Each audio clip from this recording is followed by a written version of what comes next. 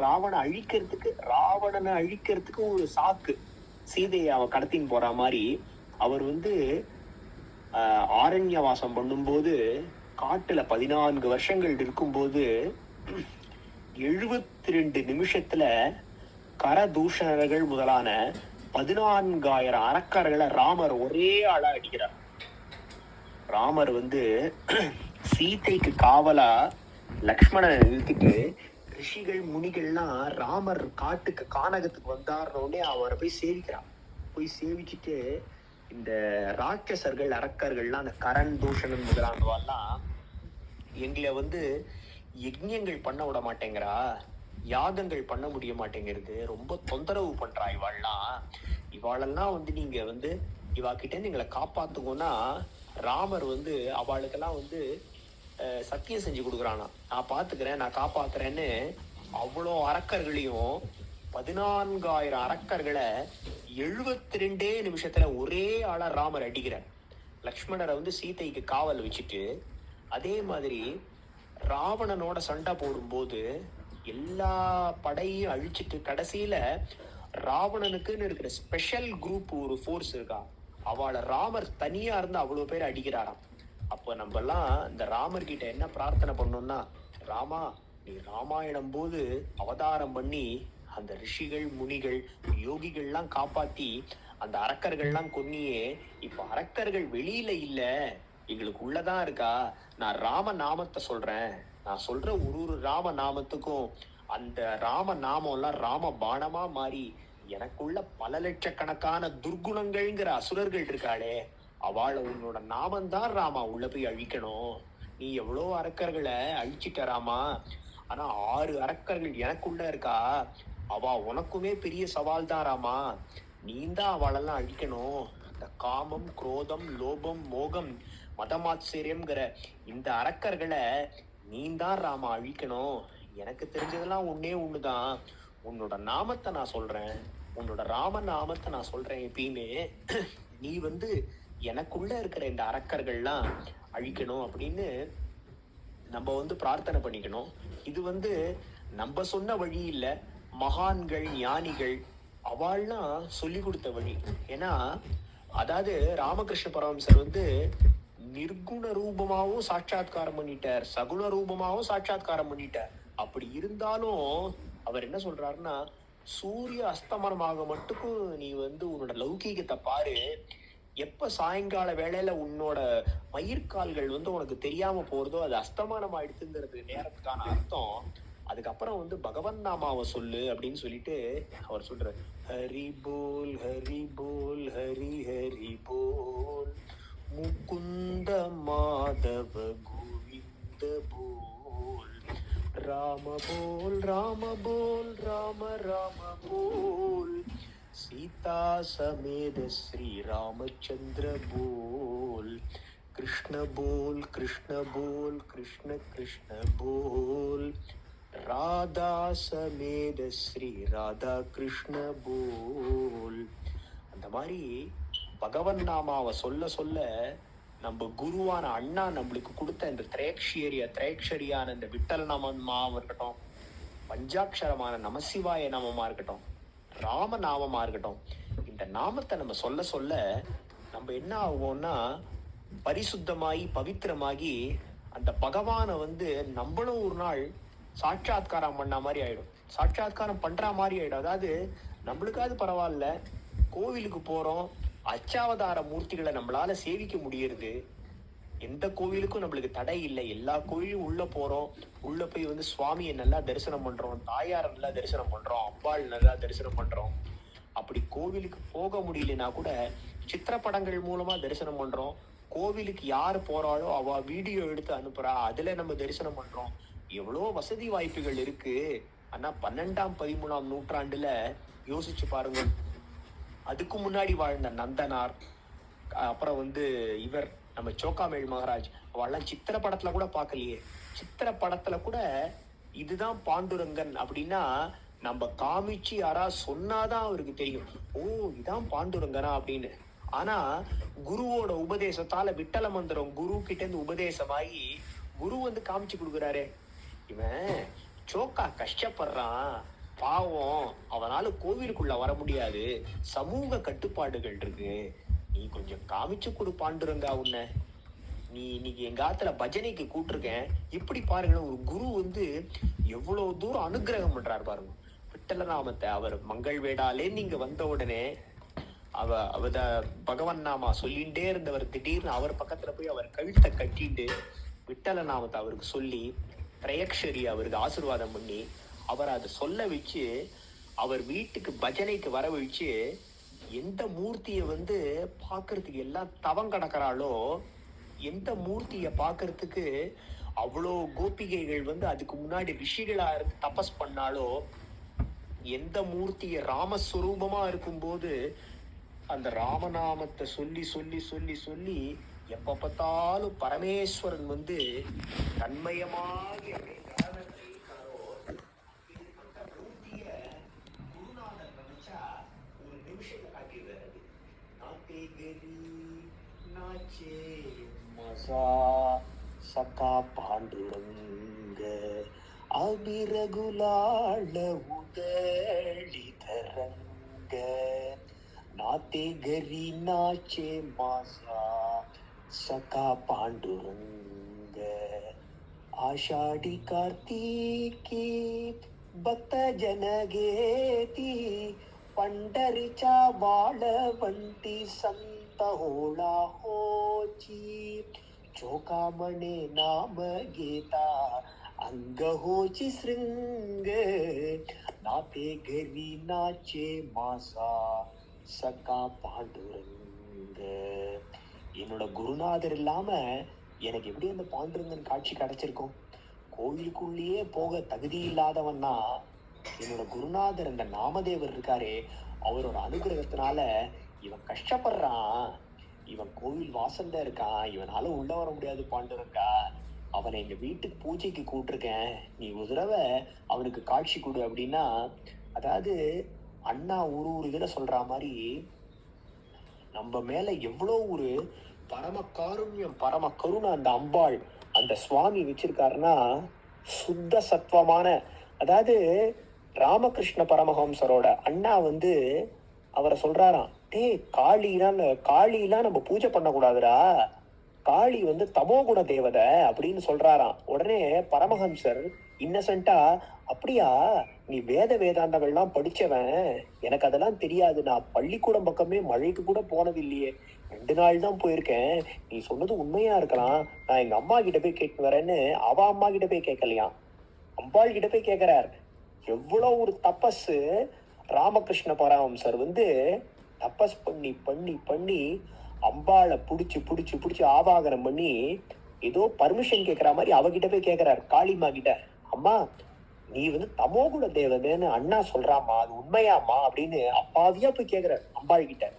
டேய், நான் வந்து சத்வ தமஸ் ரஜஸ் இந்த 3 குணங்கள்லாம் தாண்டி சுத்த சத்வமானவடானா, அவன் ஏதோ தெரியாம பேசுறான், நான் வந்து எல்லாத்தையும் தாண்டி நான் தாண்டா சத்வ மயமே அப்படின்னு அம்பாள் சொல்றான். உடனே திருப்பி வந்து திட்டுறேன், போடா போக்கிரி பையில, சும்மா நீ வந்து ஏதோ வளர்ற, எங்க அம்மா சொல்லிட்டா அப்படின்னு எப்படி அவ்வளவு தூரம் சாட்சாத்காரம் பண்ணி அவர் வந்து கூடியே வச்சிருந்தாருன்னா தாயார, அப்ப எவ்வளவு தூரம் வந்து தபஸ் பண்ணி எவ்வளவு தூரம் வந்து ஒரு இவர் கோவிந்தபுரம் பாலாஜி பாகவதர் வந்து இது சொல்வார், அதாவது ஒரு ஜீரால ஊர்ன கடைசி குலோப் ஜாமுன் எவ்வளோ நேரம் அந்த ஜீரால ஊறி ஊறி ஊறி ஊறி எது ஜீரா எது குலோப் ஜாமுன்னே தெரியாத அவ்வளோ இனிப்பு கலந்துருக்குமோ, அந்த அளவுக்கு எப்படி ஒரு உஷ்ணத்தையும் ஒரு நெருப்பையும் பிரிக்க முடியாதோ, எப்படி ஒரு பாலையும் வெண்மையும் பிரிக்க முடியாதோ, அந்த அளவுக்கு அவ்வளோ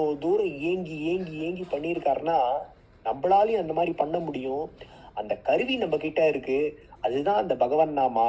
அதாவது இவர் பாடுறார் நாமதேவர், கேஷிராஜாதி சகலா கேஷிராஜாதி சகலா அநாதி கேஷிராஜாதி சகலா கேஷிராஜாதி சகலா.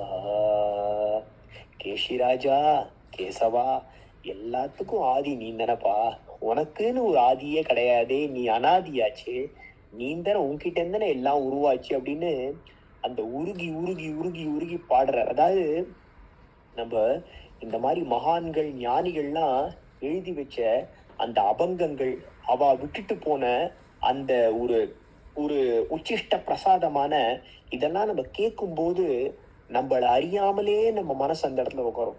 ஒரு கேஷி ராஜா கேட்கும் போதோ, ஒரு அபிரகுலால கேட்கும் போதோ, அப்புறம் பாண்டுரங்கன் முன்னாடி தூக்கின்னு போவார். அந்த அந்த செத்த மாட்டை முன்னாடி தூக்கின்னு போவார், சோக்காமேடர் பின்னாடி தூக்கின்னு போகும்போது அப்பா அவர் ஒரு பாட்டு பாடுவார்.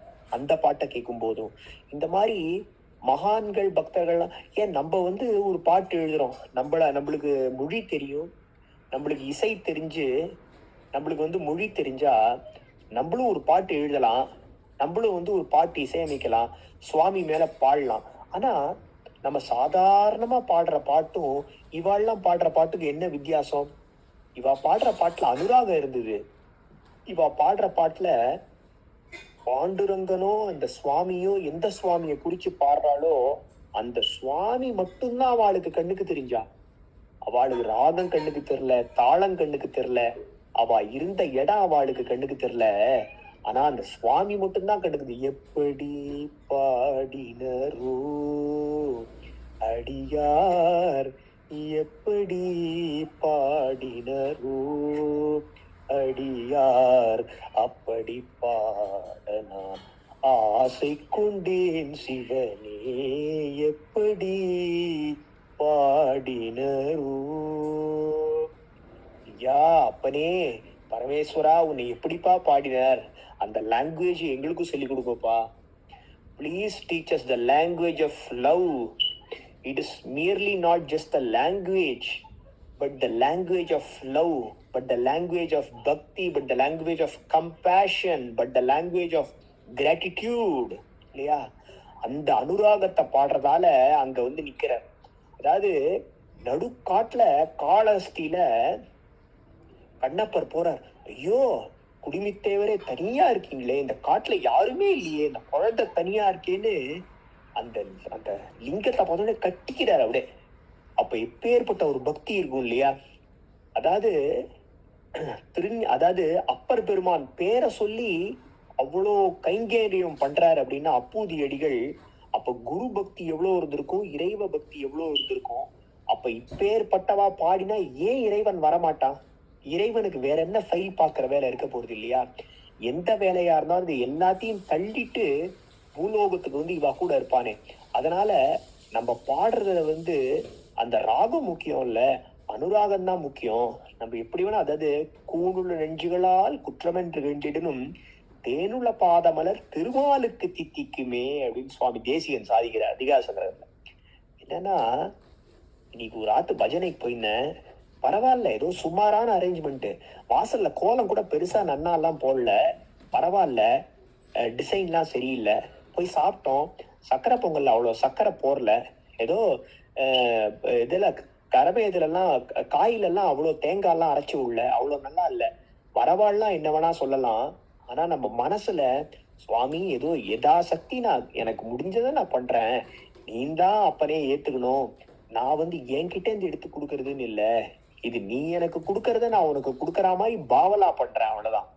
ஆனா இதுல அடிநாதம் என்னன்னா, எனக்கு உன்னை பிடிச்சிருக்கு, ஆனா எனக்கு உன்னை பிடிச்சிருக்குன்னு உன்கிட்ட சொல்றதுக்கு எனக்கு எப்படின்னு தெரியல, அதையும் நீ தான் கத்துக் கொடுக்கணும்னு நம்ம காமிச்சா சுவாமி பரவாயில்லப்பா நான் உன்னை ஏத்துக்கிறேன் அப்படி. அதாவது விபீஷணனும் இன்னொரு 4-5 அமைச்சர்களும் ராமர் கிட்ட சரணாகதி பண்ண வரா.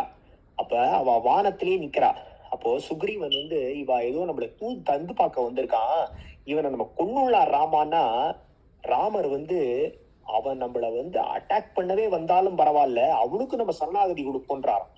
அப்பேற்பட்ட அந்த கருணா சாகரனான அந்த ராமாயணத்தை ராமானுஜர் அவரோட தாய் மாமா திருமலை நம்பிக்கிட்ட 18 தடவை வால்மீகி ராமாயணத்தை காலக்ஷேபம் கேட்கிறாராம். அதாவது இந்த ராமர் கதையை ராமாயணத்தை நம்ம கேட்க கேட்க கேட்க நம்ம ராமநாமத்தை இப்ப சொல்றதுக்கும், நம்ம ராமாயண காலக்ஷேபம் திருப்பி திருப்பி திருப்பி திருப்பி கேட்க கேட்க கேட்க சொல்றதுக்கும் நம்மளுக்கு அந்த ஒரு பக்தியானது நம்மளுக்கு மேம்படும். அதே மாதிரி எப்படி ராமாயணம் போது அந்த ராமரே பூமிக்கு வந்து அவ்வளோ அரக்கர்களையும் அழிச்சு அந்த ரிஷிகளை யோகிகளை காப்பாத்தி இந்த உலகத்தை ஒரு பேலன்ஸ் கொண்டு வந்தாரோ, அதே ராமநாமம் நம்ம சொல்லும் போது நம்ம வாய் வழியா நம்ம மனசுக்குள்ள போய் நம்ம புத்திக்கு போய் நம்ம புத்தியில இருக்கிற அந்த பலவிதமான கிண்ணறர்கள் ராட்சசர்கள் கெட்ட எண்ணங்கள் மூலமா இருக்கிற இவ அத்தனை பேரையும் அந்த ராம பாணத்தை வச்சு அழிச்சு நம்மளுக்கும் வந்து அந்த சுத்த சத்வத்தை கொடுக்கட்டும். அதாவது இப்ப கொடுக்கறதே நம்மளுக்கு வந்து கோடி கோடி கோடியான அனுகிரகம். ஏன்னா எல்லாரும் யோசிச்சு பாருங்க, அந்த பக்கம் சுத்த சத்துவம் இருக்கு, நடுவுல மாயை இருக்கு. அந்த மாயைக்கு இந்த பக்கம் நான் இருக்கேன், என்னால இந்த மாயையை தாண்டி அங்க வர முடியாது ராமா. நீ வந்து சுத்த சத்த ஸ்வரூபம், இருந்தாலும் எனக்கு வந்து உன்னோட ராம நாமத்தை அனுகிரகம் பண்ணிட்ட. நான் எவ்வளவு ஒரு பாவியா இருந்தாலும், சாக்கடையில கிடக்க வேண்டிய ஒரு புழுவா இருந்தாலும் எனக்கும் இந்த ராமநாமத்தை அனுகிரகம் பண்ணிட்ட. இந்த ராமநாமத்தை நான் விடாம சொல்லி சொல்லி சொல்லி உன்னோட கதையை நான் விடாம கேட்டு கேட்டு கேட்டு உன்னோட அப்புறம் தாயார் சீதா பிராட்டியோட லக்ஷ்மணரோட ஆதிசேஷனான லக்ஷ்மணரோட ஆஞ்சநேயரோட அனுகிரகம் எனக்கு இருக்கணும். இந்த ராமநாமத்தை நான் சொல்லி சொல்லி சொல்லி எப்படி பத்ராச்சல ராமதாசர் உன்னை சாட்சாத்காரம் பண்ணாரோ, எப்படி தியாகராஜ சுவாமி உன்னை சாட்சாத்காரம் பண்ணாரோ, எப்படி சதாசிவ பிரம்மேந்திராள் உன்னை சாட்சாத்காரம் பண்ணாரோ, இவாள மாதிரி எப்படி பகவன் நாம போதேந்திராள் உன்னை அதாவது பகவன் நாம போதேந்திரால ஒருத்தர் சாப்பிட கூப்பிடுறாரு அவாத்துக்கு. அவ வீட்டுக்கு போறார், போய் உட்காந்து உட்கார்றார். அவாத்து குழந்தை நின்றுட்டு இருக்கு. அந்த குழந்தைய கூப்பிடுறார். அந்த குழந்தைய கூப்பிட்டா அந்த குழந்தை வரமாட்டேங்கிறது, பேசவும் மாட்டேங்கிறது. உடனே அவ அப்பா சொல்றா, இவன் எங்க பையன்தான், அவருக்கு சின்ன வயசுல இருந்து காதும் கேட்காது வாயும் பேச வராதுன்னு உடனே பகவன் நாம போது அழறாரு. அப்படியே நம்ம வந்து இந்த ராமநாம பிரச்சாரம் பண்றோம், எல்லாருக்கும் ராமநாமம் வரணும் ராமநாமம் வரணும்னு கிராமம் கிராமமா போய் சொல்றோம். ஆனா இந்த குழந்தைக்கு என்னால ஒண்ணுமே பண்ண முடியலையே அப்படின்னு வாடிய பயிரை கண்ட போதெல்லாம் வாடினேன்னு ராமலிங்க அடிகளார் வந்து வருத்தப்பட்ட மாதிரி இந்த குழந்தைய பார்த்து அப்படியே அப்படியே அழறாரு. அப்படியே ஐயோ இந்த குழந்தைக்கு என்னால ஒண்ணும் பண்ண முடியலையே அப்படின்னு சன்னியாசிகள் எவ்வளவு பிக்ஷை எடுத்துக்கலாமோ அந்த மாதிரி ஒரு 8 கவளத்தை மட்டும் சாப்பிட்டுட்டு அங்கேருந்து எழுந்து அப்படியே கிளம்பி போயிடுறார். இவாள்லாம் அப்படியே பின்னாடியே போறா. அந்த குழந்தை என்ன பண்றதுன்னா, போதேந்திராள் வந்து சாப்பிட்ட அந்த இலையிலேருந்து உச்சிஷ்ட பிரசாதத்தை எடுத்து சாப்பிட்றதா. உடனே அதுக்கு வாக்கு வந்துடுறான் அந்த குழந்தைக்கு. அந்த குழந்தைக்கு ஞானமும் வாக்கு வந்துடுறதான். அப்போ எப்பேற்பட்ட மகான்கள் அவள்லாம் அவளோட உச்சிஷ்ட பிரசாதம் ஒரு குழந்தையோட தலையெழுத்தே மாத்திருக்குன்னா அப்ப அவ எவ்வளவு தூரம் நாமத்தை சொல்லியிருப்பா இல்லையா? அதாவது அந்த மகாலிங்கத்தையே உயிரா வச்சு இந்த ஸ்ரீதர ஐயாவாளா இருக்கட்டும், சமர்த்தர் ஸ்ரீராம் ஜெயராம் ஜெய ஜெயராம் 13 கோடி தடவை சொல்லி ஆஞ்சநேயரை சாட்சாத்காரம் பண்ண அந்த சமர்த்த ராமதாசரா இருக்கட்டும், இவாள்லாம் அதாவது இது சாதாரணமான இப்போ ஒரு காலேஜ்ல போய் நம்ம சேர்க்கிறோம்னா, அண்ணா யூனிவர்சிட்டியில சீட்டு கிடைச்சிருக்குன்னா அண்ணா யூனிவர்சிட்டியை பத்தி நன்னா தெரிஞ்சவா என்ன சொல்லுவா, பா உனக்கு வந்து you must not leave this opportunity. ஏன்னா இந்த காலேஜ் எப்படி தெரியுமான்னு இந்த காலேஜோட ஹிஸ்டரி எல்லாம் சொல்லுவா இல்லையா? The college was founded by so and so. This college has produced to the world so much of scholars who are all working in big companies as CEOs, CTOs, consultants, architects. அப்படின்னு they will elaborate இல்லையா? Orientation செஷன்ல அவ இதெல்லாம் சொல்லுவா. அந்த மாதிரி இந்த ராமநாம சாதாரணமான நாமம் இல்லப்பா. ஆதிசங்கர பகவத் பாதாள்லேருந்து எல்லாருமே ஹைலி அண்ட் ஸ்ட்ராங்லி ரெக்கமெண்டடு. அவ்வளோ பேர் இந்த நாமத்தை வச்சு உஜ்ஜீவனம் பண்ணியிருக்கா. அப்பேற்பட்ட யாரை பத்தி சொல்ற, யாரோட நாமத்தை இங்க சொல்ற தெரியுமா? அந்த ராமனோட அந்த 16 கல்யாண குணங்கள் என்னன்னு தெரியுமா அப்படின்னு அந்த ராமாயணத்தை நம்ம படிச்சு படிச்சு ராமாயணத்தை கேட்டு கேட்டு சிரவணம் பண்ணி நம்ம உள்வாங்கிட்டு இந்த ராமநாமத்தை நம்ம சொன்னோம்னா, அண்ணா எப்பயும் சொல்ற மாதிரி ராமன் நல்ல ஓடக்காரன், கண்ணன் நல்ல ஓடக்காரன்னு அந்த ராமன் வந்து இந்த சம்சார சாகரத்தை நம்ம நிமிஷத்துல அப்படியே கடந்துருவானே, நம்மளை கடக்க வச்சிருவானே இல்லையா? அதனால எல்லாரும் வந்து இந்த ராமநாமத்தை சொல்லுங்கோ, எப்பயுமே வந்து நல்லதை சிரவணம் பண்ணுங்கோ. அதே மாதிரி வால்மீகி ராமாயணத்தை வந்து நிறைய பேர் சொல்றா, அவ சொல்றதெல்லாம் முடிஞ்ச அளவுக்கு கேளுங்கோ. அந்த ராமனோட அந்த கல்யாண குணங்கள்லாம் கேட்க கேட்க கல்லான நெஞ்சும் கரையுங்கிற மாதிரி நம்மளுக்கும் அந்த பக்தி வந்துடும். காற்றுள்ள போதே தூற்றிக்கொள்னு அடிக்கடி அண்ணா சொல்ற மாதிரி இந்த ஜென்மத்தை நம்ம பயன்படுத்திட்டு நம்மளும் அந்த நாமத்தை சொல்லி சொல்லி எப்படி எந்த சித்திரப்படத்துல பார்த்தாலும் அரைக்கண்ணு மூடி அரைக்கண்ணு திறந்து தன்மயமா ராமநாமத்தை சொல்லி ஆஞ்சநேயர் இருக்காரோ, எப்படி ரமண பகவானோட அனுகிரகத்தினால பப்பா ராமதாஸ் சுவாமிகளுக்கு உலகமே ராமநாமமா தெரிஞ்சுதோ, எப்படி யோகி ராம் சுரக்குமாருக்கு ராமரோட காட்சி கிடைச்சதோ, எப்படி கபீர்தாசருக்கு ராமரே தறி பின்னி அவருக்கு அவரோட வேலையெல்லாம் செஞ்சு கொடுத்தாரோ, அந்த மாதிரி அக்ருத பிருஷ்டத செய்வ பார்வதிஷ்ட மகாபலவ் ஆகர்ண பூர்ண தன்வானவ் ரக்ஷேதாம் ராமலக்ஷ்மணவ்னு நம்ம வாழ்க்கையில என்னைக்குமே அக்ரதக பிருஷ்டதக ராமன் முன்னாடி லக்ஷ்மணன் பின்னாடி நின்று நம்மளை காப்பாத்துவான். ராமநாமத்தை எல்லாரும் எப்பயும் சொல்லிண்டே இருங்கோ. ஜெய் ஸ்ரீராம்.